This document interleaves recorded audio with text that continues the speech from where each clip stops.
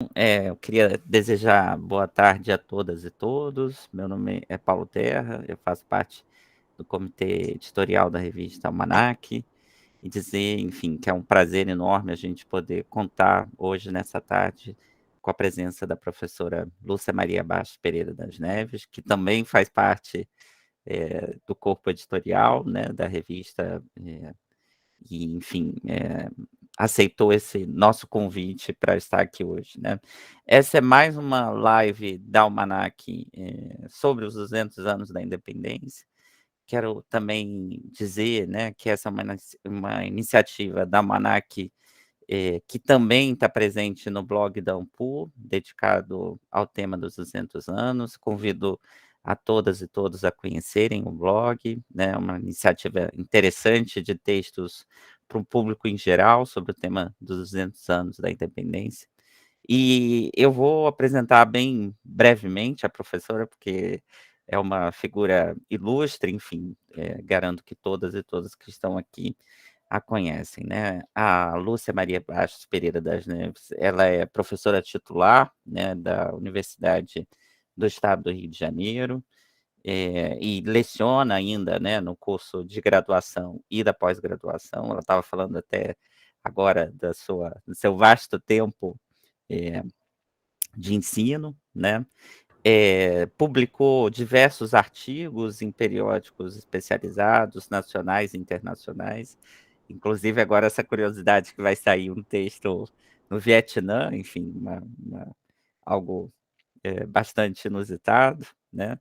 E entre os livros, a gente pode citar, enfim, os muitos conhecidos, mas a gente pode destacar o Napoleão Bonaparte, Imaginário Político em Portugal, e Guerra Literária, Panfletos Políticos da Independência, em colaboração com José Murilo de Carvalho e o Marcelo Basile, né. Ela é, sem sombra de dúvida, uma das principais referências sobre o tema da independência do Brasil. Então, para nós, eu volto a dizer, é um enorme prazer poder contar com a sua presença. Professor, eu queria, antes, enfim, já começando, né, que eu acho que um tema interessante para a gente discutir nesses 200 anos da independência, né, diz respeito à simbologia, em torno da independência em si, né. E uma questão que, pode ser feita, é um pouco sobre os significados na época, né, sobre o grito do Ipiranga e também da aclamação do imperador. Bem, obrigada, Paulo. Boa tarde a todos e todas. É um prazer estar aqui, não só como alguém que estuda a independência, mas também, como o Paulo colocou, eu integro, né, o corpo editorial da Almanac já há bastante tempo, desde o seu início, vi o crescimento da revista, né, o seu apogeu, podemos dizer assim, nesses últimos anos, que é uma grande alegria, né, para todos nós, e, sobretudo, por estar aqui, né, com pessoas que estão conhecidas, amigas e também que estudam a independência, né? Bem, o que você colocou, né, Paulo, sem dúvida alguma, nós temos que pensar nessa simbologia, o que representou, mas, sobretudo, para a época. Inclusive, o 7 de setembro, nós temos aqui presente, né, também um especialista, que é o professor Hendrik Cray, né, da Universidade de Calgary. E eu posso colocar o seguinte, aí eu estou colocando uma visão um pouco do Rio de Janeiro, tá? Sem estar fazendo uma história saquarema, como diria o Evaldo Cabral de Mello, né? O que foi o 7 de setembro em relação ao Rio de Janeiro, naquele momento de 1822? Realmente, o 7 de setembro teve uma repercussão muito pequena, né? Se nós formos ver, formos observar os periódicos de época, se nós formos observar, né, uma outra literatura que é muito importante, que são os panfletos políticos, poucos são aqueles que fazem referência ao 7 de setembro. Entre os jornais fluminenses, nós só encontramos um único jornal, que é o Espelho, numa edição de 20 de setembro de 1822, que vai fazer um comentário sobre o Independência ou Morte, né? Mas, no mais, o que nós observamos é que não há, pelo menos naquele momento, né, e até 1823, ele ainda não faz parte como um dia de gala, isso vai ser um pouco depois, quer dizer, vai ser logo depois, né? O 7 de setembro não teve, né, esse papel como hoje nós temos de fundação desse Império Brasílico, né? Por quê? Porque se colocava, nós podemos também encontrar nas fontes de época muito mais outras datas, por exemplo, o próprio Hipólito da Costa, né, no seu Correio Brasiliense, fazia muitas vezes menção ao decreto de convocação da Assembleia, né, que de início não seria propriamente uma Assembleia Constituinte, né, ela foi convocada, quer dizer, temos a representação em maio, né, você vai ter essa convocação, ela era ainda um pouco dúbia, né, era para adequar a Constituição portuguesa, depois ela se transforma, né, numa Assembleia Constituinte, que vai se reunir em 1823, mas ele coloca que ali é um novo momento desse império, né? Outros também, por exemplo, outros jornais fazem menção aos decretos de agosto, né? 1º de agosto, quando Dom Pedro proíbe que as tropas portuguesas entrem no Brasil sem a sua autorização, ou os manifestos, né, as nações amigas.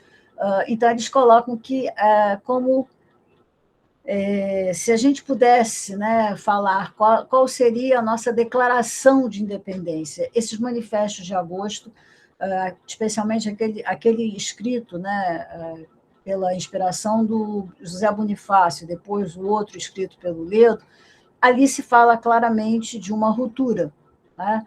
É claro que ainda continua sempre aquela dubiedade. Bom, ruptura, mas nós estamos nos colocando em certa autonomia com nossos irmãos portugueses, né? Os nossos irmãos portugueses continuarão por algum tempo, como a própria Gleides, né, coloca essa ideia de ruptura total, ela custa um pouco a se consolidar. E você observa também, quer dizer, que depois, né, já mais à frente, em setembro, você começaria a ter a ideia de que era preciso oficializar a independência, porque era preciso, digamos, uma cerimônia oficial para para oficializar essa separação. Daí a proposta, né, o que vai ser muito comum ainda nesses primeiros momentos, de se recorrer às câmaras, né, municipais, que naquela época tinham um peso, como elas tiveram em todo o período colonial, de que houvesse uma adesão a essa cerimônia, que foi justamente o 12 de outubro, que é a aclamação do imperador, né? E aí nós temos, sobretudo, o grupo do Ledo, do Januário, do Clemente Pereira, trabalhando para fazer uma cerimônia que mostrasse, digamos, né, o que significava o início de um novo império. Eu considero, né, a aclamação de Dom Pedro, em 12 de outubro, uma cerimônia de grande importância, porque ela conjuga, né, aquelas permanências ainda de festas religiosas, né, que são típicas ainda do antigo regime. É claro que eu não vou dizer que é uma festa cívica no estilo daquelas que nós tivemos na Revolução Francesa, mas ela já mescla, né, ao trazermos, digamos,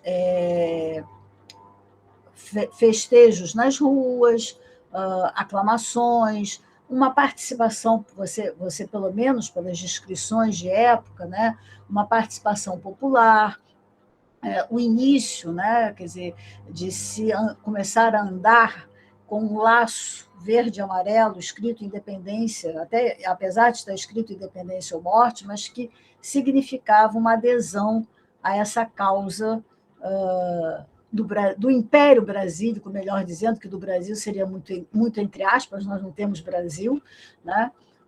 Sabemos muito bem que, se sairmos das chamadas províncias coligadas, ou Rio de Janeiro, Minas Gerais, São Paulo, Rio Grande do Sul, pouca coisa, né? São outros Brasis que nós vamos encontrar, né? E acredito que a aclamação, né, diferente do que nós vamos ter depois em 1º de dezembro, com a coroação de Pedro I, a aclamação foi alguma coisa que tentou um público mais amplo, né? Um pouco na ideia de que você está fazendo também uma política, não só na corte, mas uma política pública, né? Você tem... É um simbolismo, mas o soberano passa, né?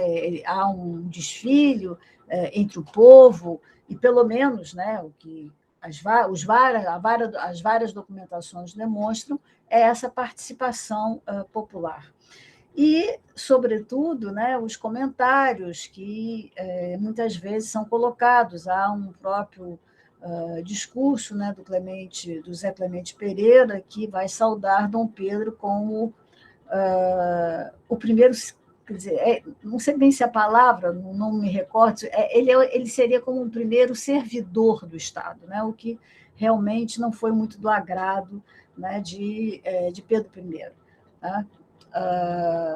E quer dizer, há dados interessantes, e a partir daí, quer dizer, você começa a utilizar nos documentos, né, que estamos no ano 1 da independência do Brasil. Né? Então, acho que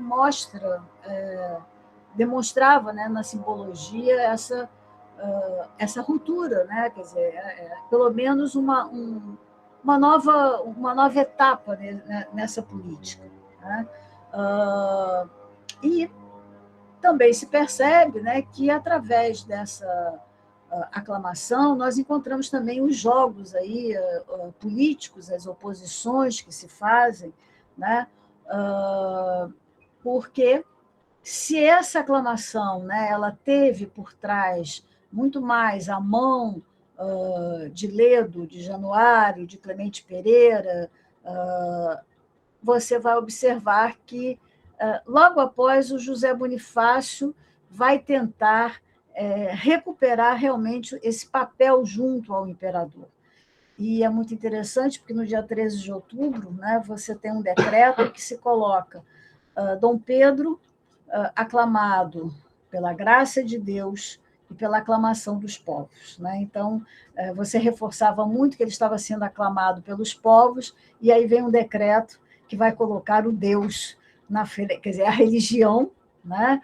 Bem numa tentativa de identificar um caminho desse novo império, né? Ele vai ser aclamado pela graça de Deus e aclamado também pelos povos.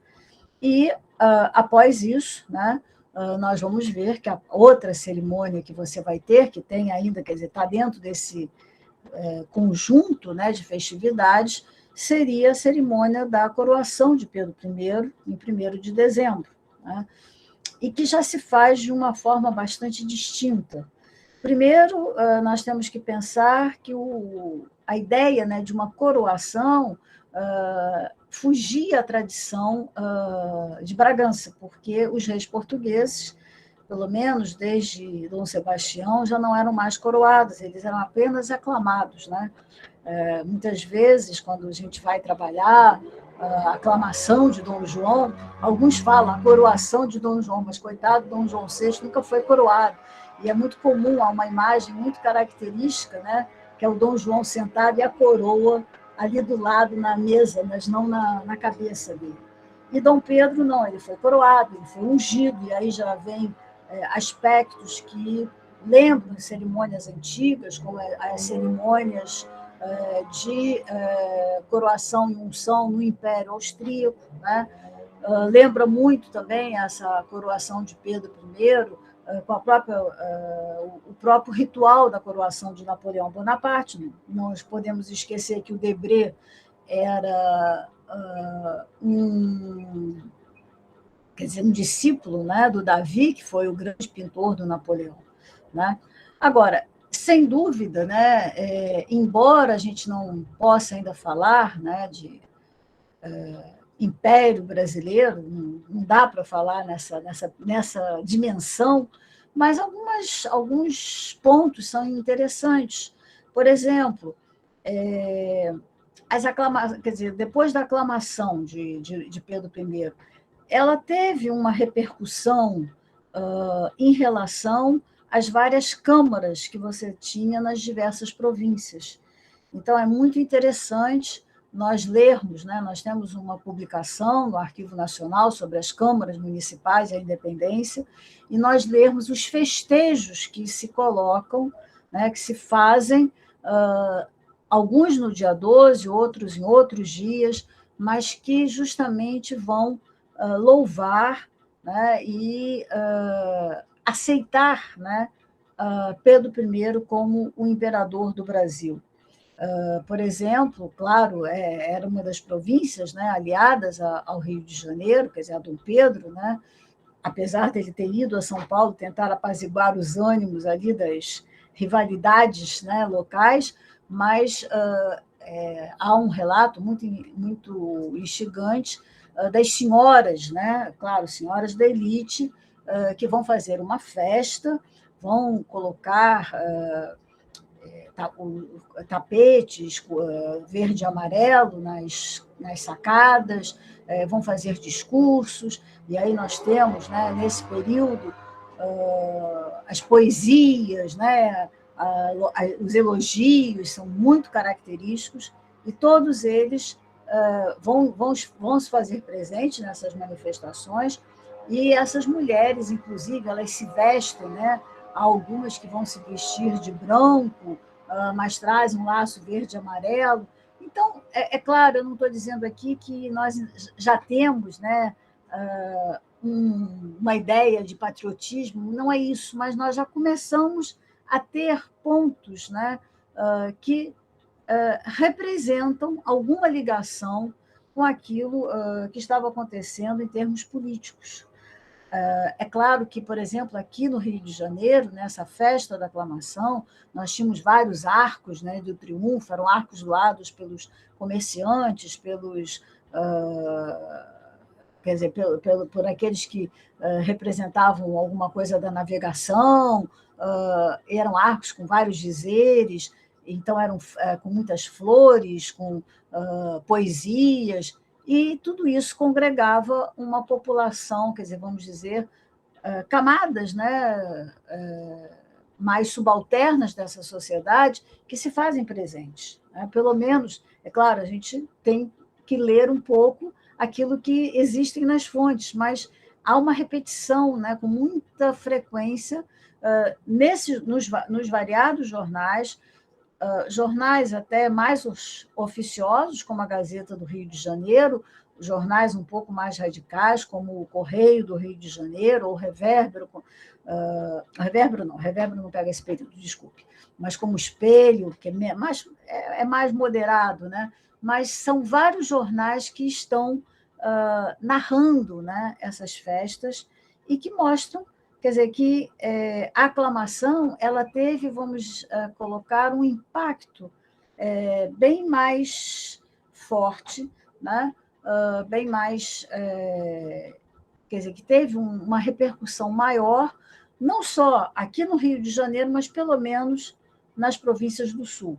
É verdade que do Sudeste e do Sul. É verdade que, quando nós lemos essas várias aclamações das câmaras municipais, nós vamos encontrar também, por exemplo, em Mato Grosso, vamos encontrar depois, mais tarde, em Pernambuco, né?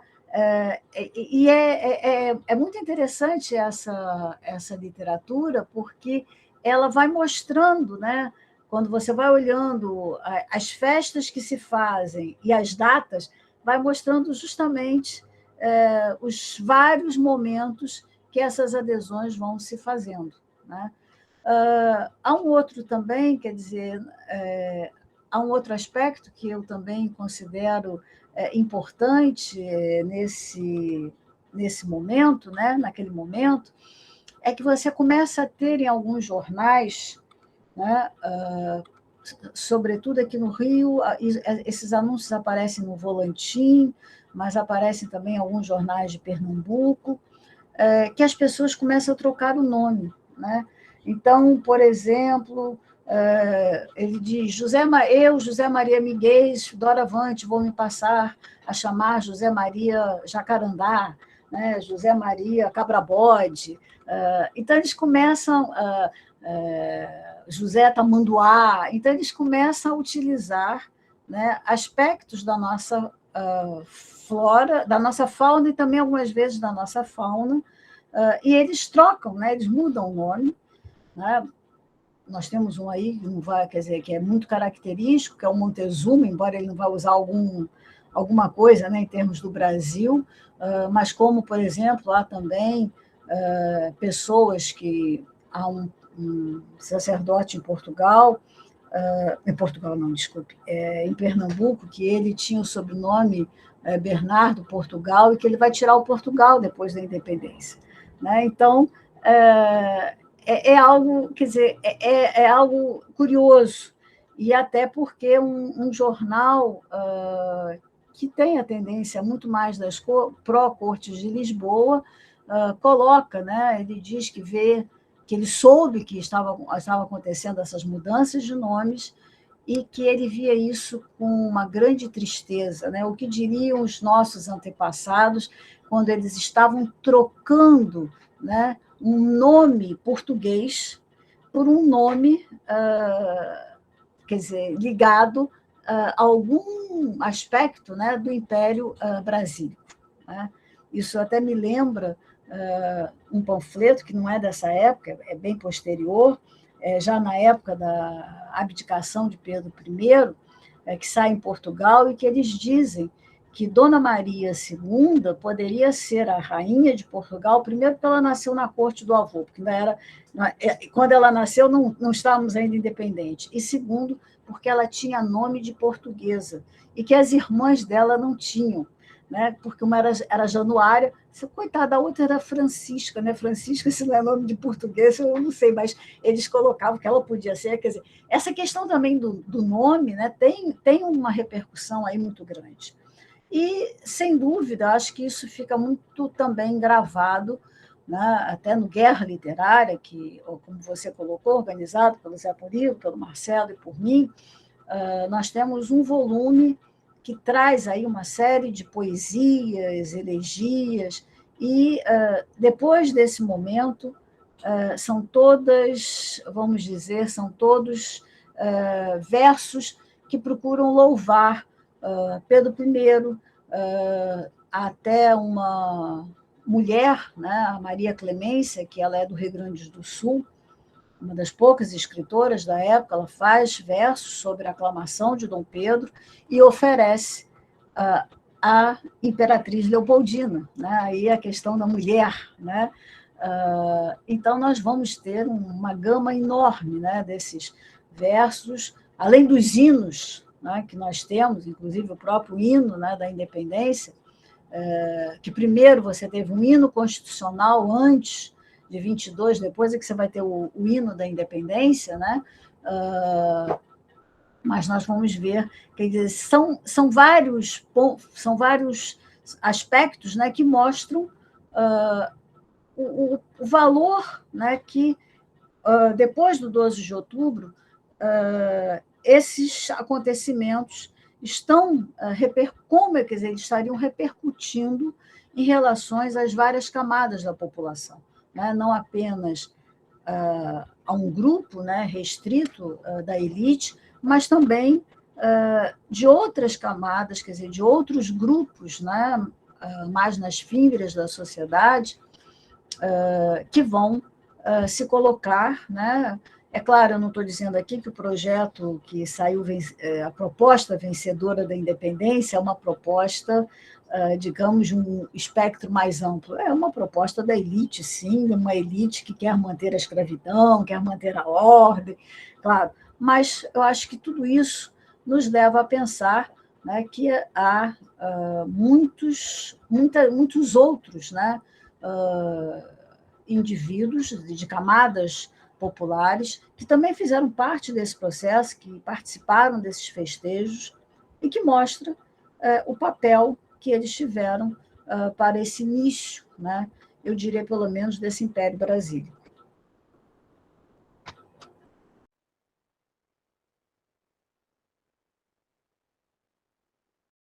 Ótimo. Pegando um gancho com uma coisa que você mencionou, né, a ideia de que, existiam muitos Brasis na época da independência, né, e você menciona essa que não é possível, pensar numa unidade muito grande, no momento da independência, né. E aí eu queria te perguntar um pouco, né, em relação a essa fundação do Império Brasílico, né, como que se dava essa tensão entre a formação do Estado e a construção de uma nação? A primeira coisa que nós temos que pensar é o que era uma nação naquele momento, né? Eu vejo a nação naquele momento como a fidelidade ao soberano, né? A nação não tem, né, o sentido moderno que você vai encontrar já muito mais à frente no século XIX, né? Pelo menos a partir da segunda metade do século XIX, a partir dos anos 40. Né? A nação significava, quer dizer, a fidelidade a alguém. Podia ser o soberano, podia ser a uma figura, né, a um governo que estivesse mais próximo dessa pessoa. Então, eu vejo um pouquinho diferente do que você colocou. Eu vejo que começa a haver uma tensão entre esse Estado, né, esse império que tem que se construir. Né, o representante da Áustria, que era o Marescal, ele dizia numa das suas correspondências, tá, temos a independência, tivemos a aclamação, mas não temos mais nada, tudo tem que ser construído. Né? Não temos Constituição, ele não fala de nação, mas nós não temos o que ele diz, quer dizer, instituições novas, né, que possam dar corpo a esse império. Então, eu começo a perceber que, quer dizer, o que eu percebo é que você tem uma tensão, sim, mas uma tensão que começa a se dar entre esse Estado, né, esse império que está se formando, sobretudo, quer dizer, aqui no Rio de Janeiro, e eu não diria a nação, eu diria várias pátrias, né? As pequenas pátrias, né? Que você, quer dizer, inclusive é uma ideia também que um historiador, o Barman, coloca, né? Porque, no fundo, ninguém dizia assim, eu sou brasileiro, você podia dizer, eu sou pernambucano, eu sou mineiro, eu sou paulista. Né? Então, eu vejo, quer dizer, no início, né, desse primeiro momento, o que você sente muito, acho que são essas tensões entre propostas, né, diversas dessas várias províncias, tá? E aquilo que está se dando, que está se pensando aqui no Rio de Janeiro. Né? Acho que isso, inclusive, vai nos explicar justamente essa colocação que eu fiz de vários Brasis, porque você vai ter várias regiões que não vão, né? As pequenas pátrias que não vão aderir de imediato à nossa independência. Quer dizer, a nossa independência é a independência do Sudeste, para não dizerem que eu estou defendendo aqui a brasa para o Rio de Janeiro. Então, você encontra, né, hesitações, como Pernambuco, que não chegou a haver uma guerra, mas você, quer dizer, antes ele se voltava para Portugal, ora ele se voltava para o Rio de Janeiro, ora ele queria uma autonomia. Né? Então, você tinha essas tensões, que são tensões que não eram novas, eram tensões que vinham desde a colônia. Só que, no caso, eram as capitanias com Portugal. Quando a sede veio para o Rio de Janeiro, o Rio de Janeiro começou a ser a nova Lisboa, começou a ser a nova metrópole. Você percebe isso. Em 1817 fica isso muito claro, né, em Pernambuco, porque eles diziam, quando você cobra imposto, né, por causa da guerra da Cisplatina, se colocava, mas o que nós temos a ver com a Cisplatina? Isso não nos diz respeito. né? Então, essas tensões, e que, inclusive, vão explicar aí boa parte do primeiro reinado, das regências, né, até quase o segundo reinado, são propostas diferentes, são ideias diferentes do governo que você vai ter. Você vai ter um governo unitário, né, você vai dar maior autonomia a essas províncias, e eu acho que essa é uma questão central, além da própria questão da soberania, né? Onde vai residir a soberania? No imperador, ou ela vai ser uma soberania diluída entre o imperador e as câmaras que deveriam se formar, né, a partir aí da elaboração de nossa Constituição, embora a gente já tivesse uma Assembleia Constituinte que se reúne em 1823, pelo menos até novembro, até Dom Pedro dissolvê-la. Então, quer dizer, esse conceito moderno de nação, eu não vejo aí nesse momento, quer dizer, a gente não sente nesse momento. É aquela ideia, quer dizer, o Estado quer dizer, se estabeleceu e depois foi preciso construir um pouco, né, a alma dessa nação, né? E aí, se você pensar, quer dizer, você tem muitas nações, né, se a gente for pensar, às vezes com outros sentidos, as nações africanas, dos escravizados, que têm as suas próprias identidades, né, e que algumas vezes, mais tarde, até podem causar temor aos seus senhores, quando você vai ter levantes, né, o levante dos malês, por exemplo, eu sei que não é agora, é muito tempo depois, mas não deixava de causar impacto, né? Você também teria, quer dizer, quem estuda aí, eu não sou uma especialista, mas quem estuda a região do Pará, da Amazônia, você tem um papel também, numa outra perspectiva, das nações indígenas, né? E quer dizer, são aspectos que eu acho importantes, porque eles, vamos dizer, eles não cessam, né, com o início do primeiro reinado. Eles vão trazendo, quer dizer, são tensões que se mantêm. Se a gente for ler, né, os diários da Assembleia Constituinte de 1823, essas tensões, né, do maior poder do imperador, que significaria o maior poder desse Estado, o maior poder do Rio de Janeiro, que vai se chocar justamente com os desejos de autonomia das câmaras que você tem nas nossas diversas províncias.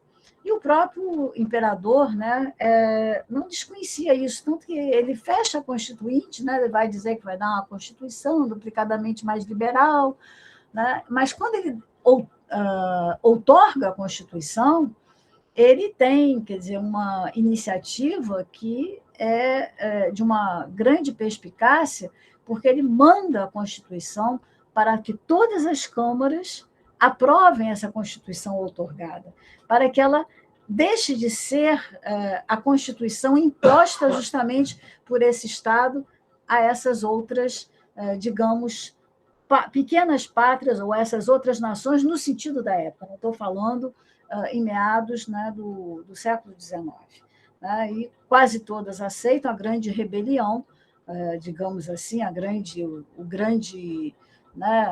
oposição vem de Pernambuco, né, especialmente com Frei Caneca.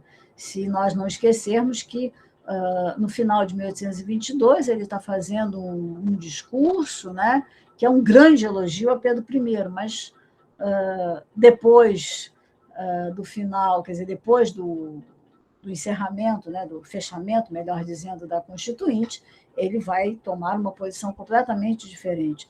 E aí você vai vendo como é que essas nações, né, entre aspas, se colocam. É o caso da Confederação Pernambucana, né? De uma outra, quer dizer, se a gente pensar de uma outra perspectiva, né, também poderíamos ver a questão, por exemplo, da própria província cisplatina, né? Quer dizer, aí a gente pode dizer nação não seria, ela seria uma ideia, né, de povos irmãos, ela seria uma ideia de pessoas que teriam o mesmo governo, mas a província cisplatina, quer dizer, que não teria costumes em comum, não teria uma língua em comum, né, que foi anexada ao Brasil por meio de guerras, ela teve posturas bastante distintas em relação à independência do Brasil.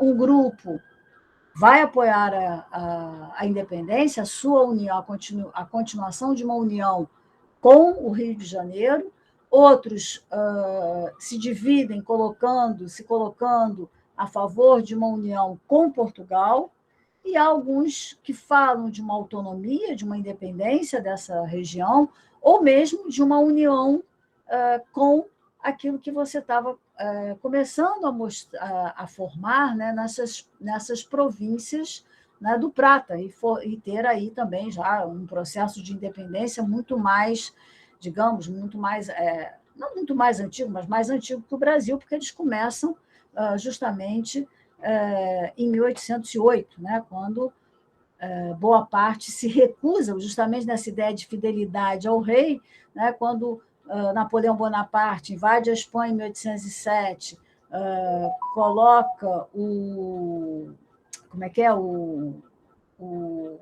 seu irmão, né, o José Bonaparte, como rei, as juntas, né, daqui das províncias, dos vice-reinados, se recusam a fidelidade a um rei estrangeiro. Né?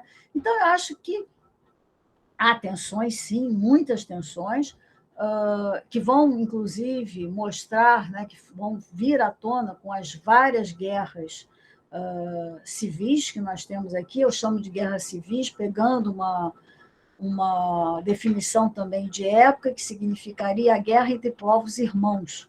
Né? As guerras, no fundo, aconteceram dentro do Brasil, elas não foram guerras do Brasil com Portugal. Essa era uma guerra imaginada, né? Muitas vezes você abria o jornal e dizia: vem aí uma armada, vai invadir o Brasil, o oceano está coalhado de embarcações portuguesas, coitadas, eles não tinham nem as embarcações para trazerem para cá. Né? Mas foram as várias guerras que foram nas províncias, né, da Bahia, do Maranhão, do Piauí, a Amazônia, né, o Pará, especialmente a região do Pará, que foram guerras, né, bastante violentas e que fogem, né, um pouco daquela visão, que foi uma visão quase que de longa duração, que se inicia no momento. Né, nos jornais você lê: conseguimos, né, o Brasil conseguiu a sua independência, e até há um registro que diz: o Brasil agora não é mais uma nação unida a Portugal, é uma nação independente. Então, você percebe, né, que a palavra é muito ambígua, né? E eles dizem e que nós conseguimos isso sem um derramamento de sangue, foi um processo pacífico, completamente distinto daquilo que ocorreu nas colônias, nas antigas colônias espanholas. E eu acho que isso foi algo que perdurou, né, por quase todo o século XIX, essa perspectiva, e depois que, no século XX, é que você começou a mudar, né, essa proposta, e final do século XX e hoje, século XXI, especialmente com, digamos, toda a produção que a gente teve aí das pós-graduações, nós estamos trazendo à tona, né, essas diversidades, isso que eu digo, esses diversos Brasis, né, que nós podemos encontrar aqui. Né? Então, quer dizer, mesmo quando você vai ter, se nós pensarmos, né, depois, nos anos 30, né, já no período das regências, nós vamos observar que aí sim nós começamos a ter a ideia de se construir uma nação. Né? Aí já é aquele conceito moderno de que a nação ela não é uma geração, ela não é uma formação espontânea, né? É um processo que vai ser construído. Né? E aí nós temos, né? Primeiro você tem que homogeneizar, digamos, as camadas dominantes, né? Para evitar aí atritos, né, das várias facções políticas. Então, você vai criar o Colégio Pedro II. Né? O Colégio Pedro II você vai educar as elites, né, os filhos das elites, embora no discurso de abertura, o Bernardo Pereira de Vasconcelos, já lá em 1838, né, ele vai dizer que aquele colégio se destinava tanto aos netos do imperador, aos filhos, desculpe, do futuro imperador, como também ao filho do porteiro, né, do colégio. Existiam bolsas, mas a nata, né, e até muito, quer dizer, pelo menos até meados do século XX, você vai ver que tem muita gente da nossa elite política que estudou, não agora, mas a elite mais antiga, que estudou no Colégio Pedro II. Então, é a ideia de você, né, através da educação, através da história, né, já que você não. Embora que você continuasse a ter o papel da religião, mas você vai começar a inculcar esses novos valores, né, de que nós podemos formar, né, uma nação. É o papel do próprio Instituto Histórico e Geográfico Brasileiro, que vai tentar mostrar, né, como vamos escrever a história do Brasil. Né? E aí você tem uma série de questões, né, a partir de 1938, que vão tentar, né, no final dos anos 30, nos anos 40, realmente a tentar, quer dizer, não digo apaziguar, diluir um pouco essas tensões que você está tendo, né, entre o Estado e entre essa diversidade que você tem no Brasil. Eu acho que até hoje, né, nós encontramos aí essas diversidades muito latentes, né? Se pensarmos em termos políticos, em termos econômicos, né, você vê, né, que se coloca o Nordeste é vermelho, o Sudeste é só da elite, né? Então você tem, né, já se coloca a própria questão das eleições, né, presidenciais, você já demonstra mundos, né, diferentes, embora todos nós hoje já nos proclamamos, né, agora talvez não tanta glória, né? Somos brasileiros, a gente agora diz assim, somos brasileiros, né? Então, mas naquele momento, né? E daí eu acho que existe um pouco muito essa ideia, quer dizer, Império Brasílico, né? Porque a própria palavra brasileiro, né? Ela não se aplica de imediato, né? É uma construção. Eu acho que é o Carneiro Campos, se eu não me engano, que na Assembleia ele diz que o sentido de brasileiro começa a ter um novo significado, e passa a ter um significado político e cultural. Então, realmente, aí você começa a construir, não é, essa ideia de brasileiro. Mas é um processo muito lento. E isso não vai impedir que essas tensões, né, entre essas diversas pátrias locais e o Estado se apresentem, especialmente no primeiro reinado, né, e depois explodem também nas regências, embora você tente aí uma maior descentralização, mas elas vão, né, eu acho que elas explodem muito ao longo daquelas rebeliões todas das regências. Mas ontem, por exemplo, numa mesa, né, que foi apresentada na ANPU sobre o local regional, né, e a independência, a professora Magda Ritz, né, que é uma grande especialista no Pará, ela colocou uma questão que era sempre alguma coisa que me chamava muita atenção em relação à cabanagem, né? Porque a gente coloca muita cabanagem como algo local, algo que se rebela contra o império, que tem propostas específicas. É claro que ela ressalta aí a participação popular, mas ela disse que todas as proclamações que ela achou da cabanagem, nenhuma delas era contra a monarquia, todas elas terminavam com viva a religião, viva a monarquia e viva o imperador. Né? Eu acho que esses vivas são muito, digamos, representativos, né, do espírito da época. E é justamente o que vai acontecer nesse período ainda muito indefinido, né, de 22, 23, 24, né, que nós sempre começamos, às vezes se inverte.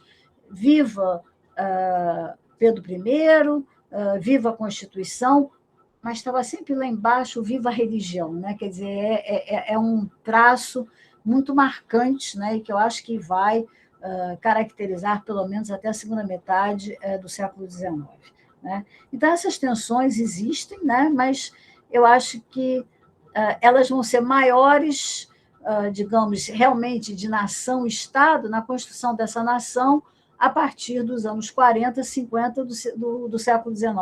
Nesse primeiro momento, são tensões dessas pequenas pátrias, dessas rivalidades, dessas facções que estão aí combatendo, que estão lutando por digamos, por uma proposta, né, de um Estado mais descentralizado e não um Estado unitário, como acabou sendo aquele império unitário que foi elaborado pela nossa Constituição de 24, e que, apesar de tudo, teve o ato lá adicional, mas foi a Constituição que mais durou, né? Que foi até 1889.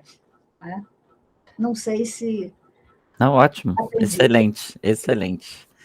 Muito bom mesmo. Agradeço muitíssimo. E acho que a gente tem um tempo para alguma questão, enfim. Cláudia colocou alguma coisa aqui. Você quer falar, Cláudia? Bom, Lúcia, muito obrigada. Primeiro, falar que a Valentina me escreveu aqui, ela escreveu aqui no chat também, pedindo desculpas, que ela teve que sair, né? Está com horário de classes em Mar del Plata. Mas ela falou que gostou muito, né? Enfim, que é muito interessante a sua fala. Eu também quero parabenizá-la, né? Porque a gente está falando em várias lives aqui, a gente está pegando o período pós-independência, mas a gente até hoje não tinha feito uma reflexão desse pós-independência, né? Nesse sentido da simbologia, da perspectiva, né? Enfim, da construção desse império que, afinal de contas, ainda é um império brasílico, né? Como você nos apresenta. Gostei muito. A minha pergunta aqui é mais no sentido de que você fala dessas várias, além das aclamações, assim, das várias manifestações populares, né? Mas aqui no São Paulo, Rio de Janeiro, Minas Gerais, sobretudo, enfim. Isso reverberava muito, assim, por exemplo, na Bahia, em Pernambuco, ou não? Isso não tinha uma reverberação? Você acabou de falar agora, né, do caso do Pará, em que tem, né, enfim, em meio à cabanagem, eles estão fazendo, né, aclamações, viva Dom Pedro, viva, mas será que eles, enfim, a minha ideia, o que me ocorreu foi isso, assim, se isso reverberava muito entre as províncias, né, de uma a outra, né, e também alguma coisa que você tinha falado lá nas nossas trocas de conversa lá, enfim, da questão do verde e amarelo, né, quer dizer, que quão intenso era esse uso ou adesão aí ao verde e amarelo nesse primeiro reinado. Já ligar o microfone. Bom, essas manifestações, quer dizer, elas têm alguma repercussão, sim.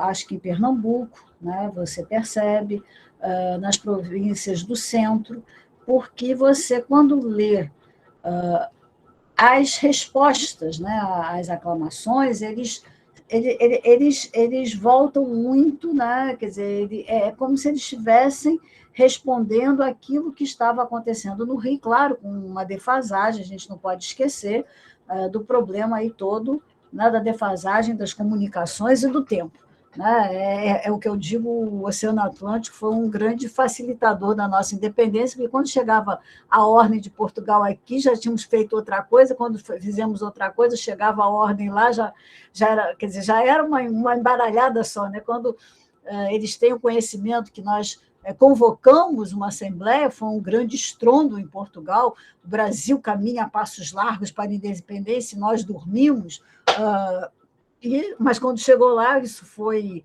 em julho, agosto, sei que já estava totalmente diferente, mas você tem, quer dizer, você tem alguma, especialmente, eu acho que isso você pode perceber, o caminho que a gente pode perceber são nos jornais, né? Mas então são as províncias onde você tinha imprensa, né? Onde você tinha tipografia, ainda eram muito poucas. Você tinha 22, você começou a ter 21, 22 no Maranhão, né? Você teve em Pernambuco e bem antes você tinha na Bahia, né? Então, você lendo os jornais, né, de Pernambuco, você percebe aqueles que são mais pró, né, digamos, Rio de Janeiro, você percebe a narrativa dessas aclamações, dessas festas, desses festejos, como me parece que uma espécie de incentivo para que se tome uma posição também dessas pessoas em relação quer dizer, a própria adesão, né, à causa do Brasil, e aí eu coloco a causa do Brasil, porque dizer a causa de Portugal, a causa do Brasil, não podemos achar que todos são brasileiros, os outros lá são todos portugueses. Muito pelo contrário, né, tem português apoiando a independência, tem brasileiro do lado dos portugueses, mas então eu acho que você percebe. Na Bahia, né, a questão é muito dividida, porque você tem jornais, né, que são a favor das cortes, jornais que vão ser a favor, como Constitucional, né, a favor do Rio de Janeiro. Então, você sente muito, quer dizer, esse jogo, né? E também aparece um pouco, às vezes, nos panfletos, né? Há um panfleto publicado na Bahia, você tinha uma tipografia, que era da Viúva Serve Carvalho, mas é uma tipografia bem antiga, que vai publicar o outro jornal, que é a Idade do Ouro, e tem um panfleto sobre a comparação entre a América portuguesa e inglesa, dizendo quais eram as vantagens e os direitos que os Estados Unidos tinham de fazer a independência e as desvantagens e os não direitos que o Brasil tinha para não fazer, né? Então, você percebe que quer dizer, tem uma repercussão, né?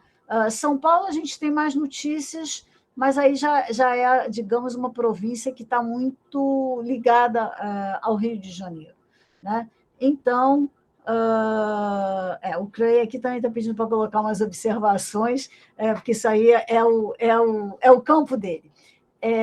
Então, você tem, né, quer dizer, essas notícias se propagam sim, tá? Não sei se a gente pode afirmar com certeza se elas foram fundamentais para essa adesão. Eu acho que muitas dessas adesões, né, foram através da força e da guerra. Tá?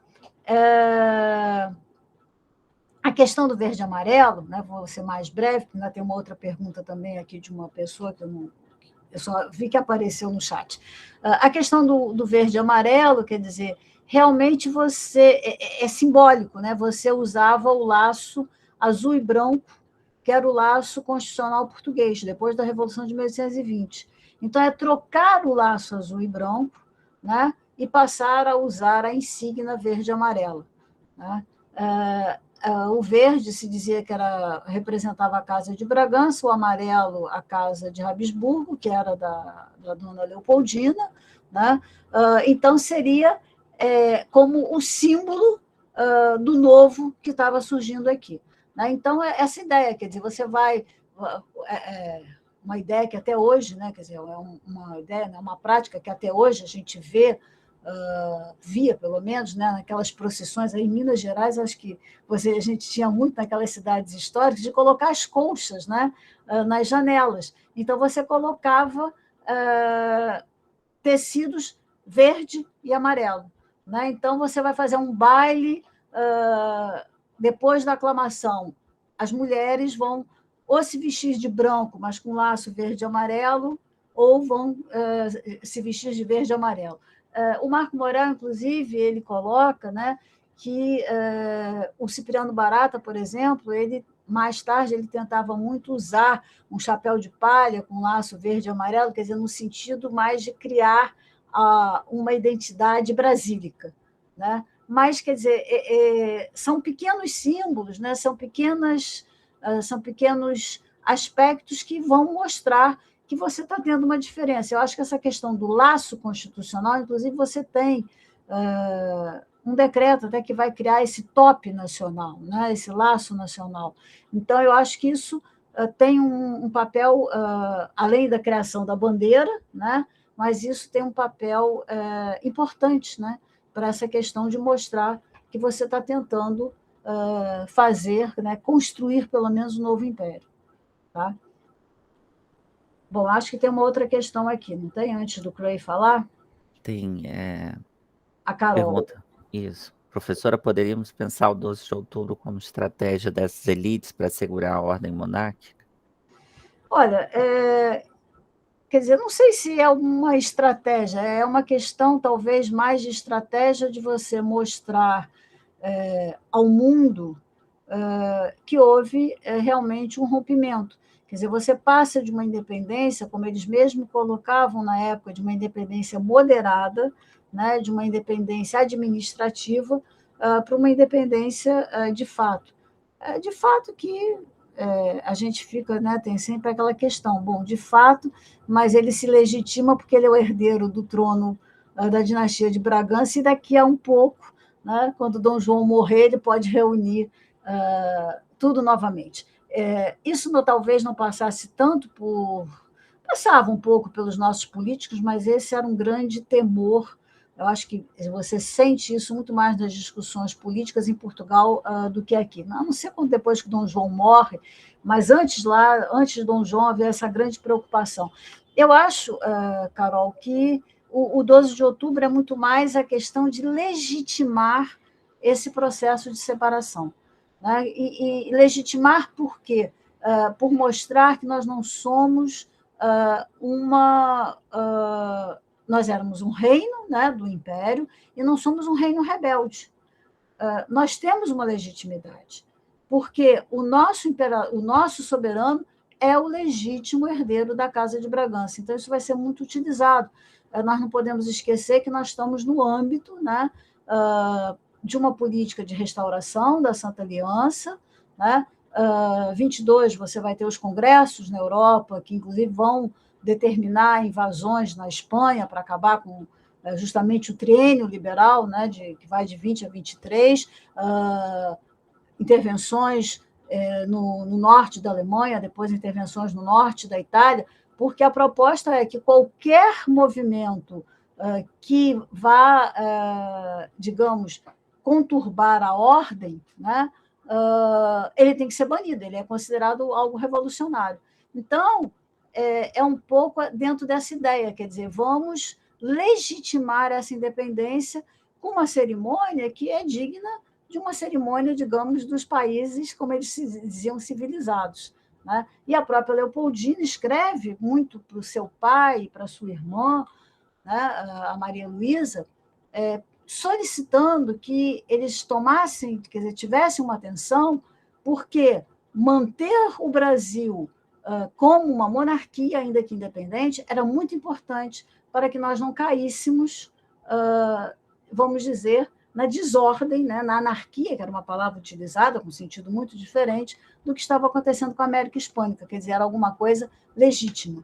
Né? Então, eu acho que é mais esse projeto das elites de mostrar, né, a todos, e essa cerimônia é comentada em jornais estrangeiros, né? Quer dizer, é alguma coisa que sai daqui e vai para os jornais estrangeiros, colocando, quer dizer, o papel não é somente, vamos dizer, um motim, mas é alguma coisa oficial, né? Com toda a pompa, e aí realmente é um projeto de mostrar que é um império que se inicia, mas é um império legítimo, né? Embora só reconhecido em 1825 por Portugal, né? E com uma frasezinha que os brasileiros não gostam muito, que Dom João concede, né, a nossa independência por meio de seu filho. E agora temos o Cray. Cray. Obrigado. Obrigado. Boa tarde. Parabéns, Lúcia. Eu gostei muito da sua apresentação. Eu acho que você aceitou muito bem na presença do 12 de outubro como um ritual bem grande em comparação ao 7 de setembro, né? O grito do Ipiranga, uma coisa que aconteceu fora do Rio de Janeiro.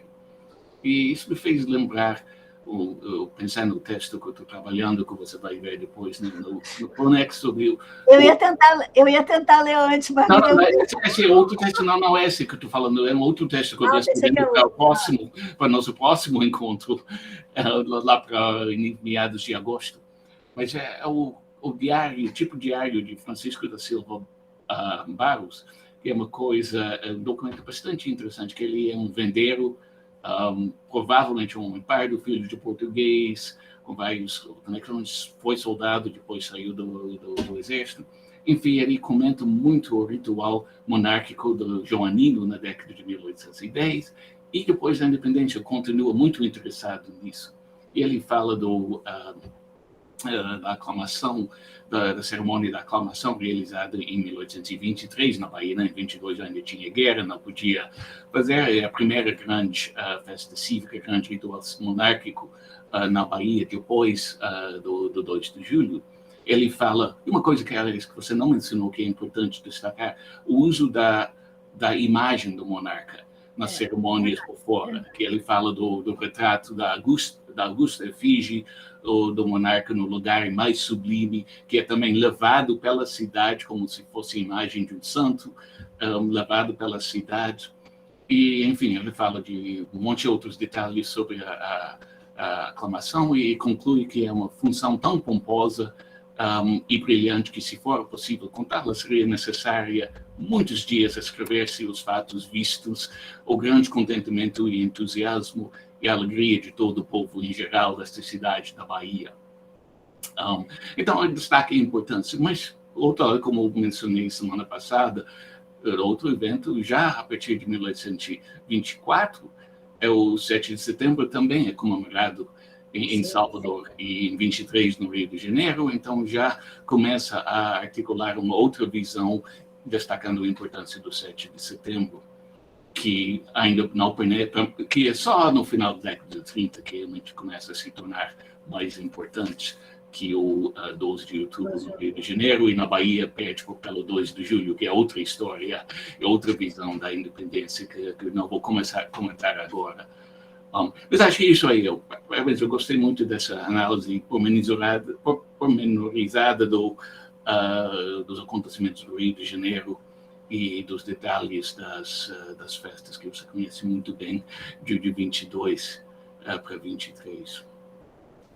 Obrigada, Crê, inclusive, por você lembrar essa questão do retrato. Realmente, isso também, quer dizer, era algo muito interessante isso que ele falou, porque nas outras províncias você não tinha a presença do imperador, então nós vamos colocar, né, o quadro, até nessa descrição desse baile que as senhoras paulistanas vão fazer, né, por causa depois do 12 de outubro, elas vão colocar, parece que era, quer dizer, uma espécie de um retrato, de um quadro, e todo ornamentado. Quando a descrição que eles dão é quando você entrava no salão, a primeira coisa que você via era o verde e amarelo e aquele quadro, né? Então, e isso é uma tradição que vem do próprio Antigo Regime, né? Porque aquela questão, quando o Dom João está aqui no Brasil, quase todas as festas que você tem em Portugal, né, especialmente nas regiões menores,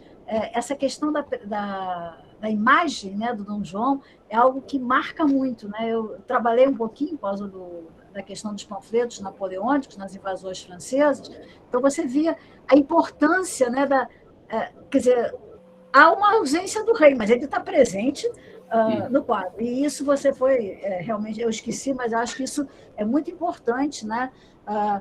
Pelo menos para essas províncias que estão aderindo. Eu também, uma coisa que eu via, eu não me lembro aonde, eu queria até procurar, e já tentei achar, mas não fui, que alguém falava que em 1823, o 7 de setembro, já virava um dia de gala, tá? Como o 12 de outubro, claro, mas que o 7 de setembro já era um dia de gala, não com a mesma importância do 12 de outubro. Honestamente, eu não estou muito lembrada, né? Tem alguma coisa naquela época do meu doutorado, né? Infelizmente não tinha computador como nós temos hoje, né? Era tudo escrito à mão, né? Foi muito. Ontem veio uma pessoa aqui tirar uma foto das minhas fichinhas de cópia dos panfletos, que é um poema dos Lamentos de uma Baiana, que dizem que é uma adolescente de 13 anos que faz versos, e parece que a Patrícia Valim, né, conseguiu descobrir quem é essa baiana e vai fazer uma história sobre ela. Né? E ele achou muito divertido com aquela ficha copiada à mão. Na Biblioteca Nacional a gente só podia copiar à mão, né? Tudo copiadinho à mão. Né? Então eu não tenho, eu já andei procurando, outro dia procurei aqui nos corcundas, eu digo, onde é que isso está, onde é que eu li isso? Né? Mas que tem uma referência também a esse documento mesmo. O 7 de setembro já seria, em 23, um dia de gala, mas, quer dizer, não, claro, você olha, talvez seja naqueles almanaques, né, você olha, o que mais tem é dia de gala, eu acho que a gente trabalhava, né, porque era uma beleza, né, se a gente hoje tivesse todos aqueles feriados. Então, agora, é como você coloca, o 12 de outubro tem uma importância, pelo menos, de início maior. Né? Eu tenho algumas ideias aqui que eu acho que o Bonifácio, pelo menos, tentou mudar um pouco, né, essa grande, quer dizer, festa, né, mais cívica, com o 1º de dezembro, né, que eu acho que não pegou, vamos dizer assim, e aí voltamos para o 7 de setembro. Né? Mas muito obrigada pela questão, pelo comentário. A gente tem uma última questão, acho, para finalizar, mas que bom que vieram vários comentários, né? É do Felipe, ele pergunta, e tem agradece, surgiu outra agora, né? De repente, tentar fazer as duas juntas. Deixa eu dar talvez mais um pouco mais sobre outros projetos de independência nesse período de 1822. Essa está difícil, quer dizer... fazer em pouco tempo. Lúcia, você me conta... Não, está aqui também, está falando projetos de independência. Assim, ainda inúmeros atores políticos riocentristas concordavam com a ideia de um império no Amazonas autônomo. Claro, acredito que os integrantes são mais que os demais. Como a empresa vão... Bom, projetos aqui, falando rapidamente, é claro que os projetos de independência são diversos, né? Nós não vamos ter uma única proposta. Né? Nós temos a proposta de uma autonomia, nós temos a proposta, por exemplo, do José Bonifácio de início de uma monarquia dual. Nós podíamos continuar unidos a Portugal, mas com dois centros, né, políticos separados, com uma assembleia aqui, uma assembleia em Portugal. Alguns colocam, né, a necessidade, especialmente em meados de 1822, de uma ruptura, né, chegado o tempo, como eles colocam, e, no sentido, né, político, você vai ter aí, é o Felipe que está perguntando, né, você vai ter projetos que são alguns, digamos, mais moderados e outros mais liberais. Né? Eu não partilho muito da ideia de que já estamos pensando numa república naquele momento. Tá? O que nós encontramos é a questão do que se usa, né, a palavra república naquele momento, não é o que nós vamos pensar depois. Eu acho que há mudanças, eu acho que a primeira grande mudança vem depois da Confederação do Equador de 1824, acho que ali, ou nem depois da Confederação, depois do fechamento da Assembleia de 23, acho que ali muda, né? Mas eu acho que essas várias propostas que vocês têm, um império mais unitário, um império mais federativo, um maior peso, né, na figura, na questão da soberania partilhada pela Assembleia, na Assembleia, contra o veto imperial, aquela grande discussão que a gente tem vontade de rir quando lê o início, né, dos Anais de 1823, que há uma briga por onde vai se colocar o trono do imperador, se é em cima, se é embaixo, porque isso vai representar uma hierarquia, né? Então, todas essas questões são esses projetos, né? Agora, eu não vejo, pelo menos, não encontro outro projeto que seja de uma independência fora, né, dessa legitimidade com a dinastia de Bragança, né? Pelo menos ainda não encontrei, pode ser ainda que isso apareça. É claro, o Lucas está colocando que se fala da ideia de um império do Amazonas ao Prata. Sim, né? Até mesmo antes, o Silva Porto, que vai ser depois um editor, um tipógrafo, um jornalista, né, aqui no Rio de Janeiro, ele vai fazer um panfleto, o Grito, né, de Liberdade, que começa no Amazonas e vai até o Sul, né, vai até o Prata.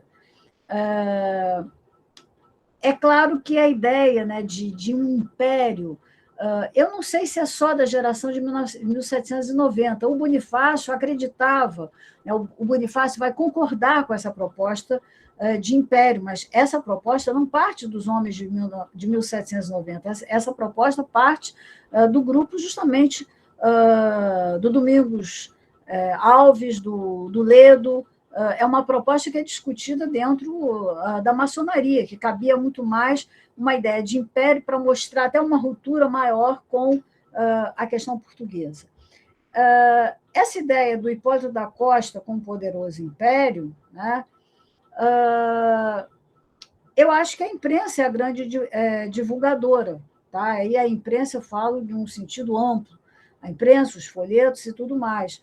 Agora, antecedentes tem, porque se você pensar, quer dizer, o padre Perereca, embora ele vá escrever, né, o Luiz Gonçalves dos Santos, ele vai escrever o seu trabalho, embora ele vá voltar a 1808, né, ele vai escrever em 1825, então ele já sabe, aquela questão, ele já sabe o que aconteceu, mas ele vai dizer que Dom João vem fundar um novo império, né?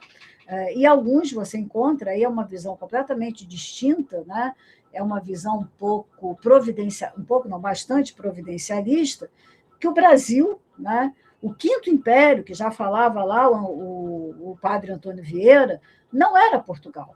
O Quinto Império era o Brasil. Eu achei um panfleto muito interessante, acho que é de 1825, é um mineiro que escreve, e ele é uma visão completamente profética, apocalíptica, em que ele vai dizer que o Brasil se faz no Quinto Império, ele está em cima das trovas do Bandarra, e ele vai dizer que o rei encoberto não é Dom Sebastião, o rei encoberto é Dom Pedro.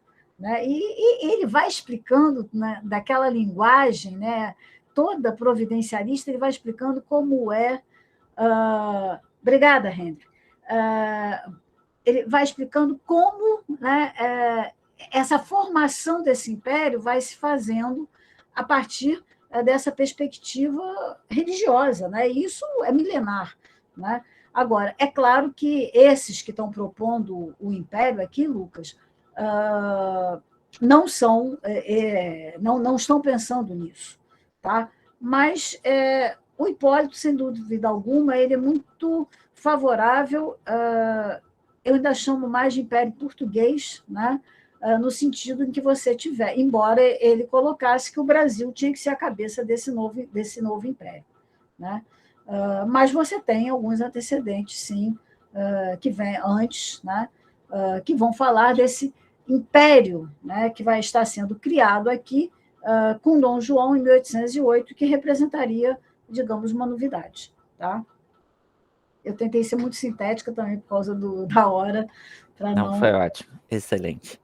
Então, novamente, eu agradeço a sua disponibilidade, foi excelente. São várias as congratulações aí no chat. Então, novamente, muito obrigado e obrigado a todas e todos que compartilharam esse momento aqui com a gente. Obrigado, muito obrigada a todos vocês, que não só vocês que organizaram, Cláudia, Paulo e toda a equipe da Almanac, mas a todos aqueles que vieram aqui prestigiar. Muito obrigada a todos e até a próxima. Boa noite. Boa noite.